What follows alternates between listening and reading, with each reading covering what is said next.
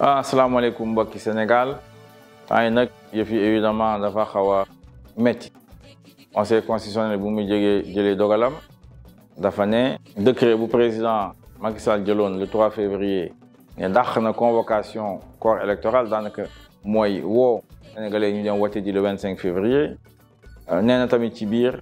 président bi ci boppam dafa war a organiser élection yi ñu woowee ci tubaab dans les meilleurs délais mooy lu mu gën a gaawee loolu nag mi ngi ci loxo président de la République ak administration ñu ngi leen di déglu parce que conseil la mu wax mooy ne élection yi war na am temps yi te ñu fexe ba le 2 avril ñu xam kuy président de la République du Sénégal. conseil constitutionnel mën ko proclamer mu mun def passation de service ak président Macky Sall parce que mandaam day jeex loolu nag liggéey la laaj parce que ci diir bi nag comme dafa gën a gàtt. soo ci duggee soo ci xuusee mun na am nga xosi constitution bi mun na am nga laal ci code électoral kon nag dafa laaj évidemment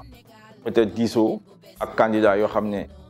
jël nañ leen ñoo xam ne conseil constitutionnel nee na ñii ñoo war a def élection te ñëpp war nañ ko nangu parce que conseil constitutionnel moom moo yore affaire bi ñun ñëpp ñu ànd ci mi ngi ci suñu biir constitution donc conseil constitutionnel ci génnee dogalam ne juróom-ñaar fukki yi ñoom ñooy candidats yi ñu nangoo ko loolu ñu nangul ko ñu nangu ko bàyyi amoon na am yenn coow yoo xam ne jaru ko jublu donc ci élection ñu ngi déglu président de la République ñu ngi déglu conseil constitutionnel élection yi war na am ñu ngi ciy liggéey am na sax ñuy dem bay wax ne le 3 mars dañu war a def élection bi ay société civile am na yenn candidat donc mi ngi noonu loolu mooy proposition bi en tout cas ñun pare nañu jublu ci élection bi gëm nañ ne Sénégalais yi war nañoo déglu suñu rupture responsable war nañoo déglu suñu agenda de redressement national war nañoo gën a xam suñu taxawaay ci réew mi bëgg nañu réew mi fonk nañu askan bi fonk nañu suñu kàddu am nañu taxawaay kilifteef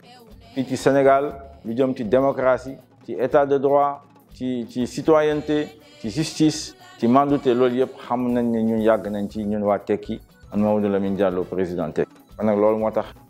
ñuy ne Sénégalais yi nañ ñu jox réew mi bu boobaa ñu teg ko ci raay Sénégalais yi yëpp dinañ ci gis seen bopp xale yi dinañu tekki am njëriñ nañ mu teral seeni waajur asalaamaaleykum wa rahmatullahi wa barakaatu.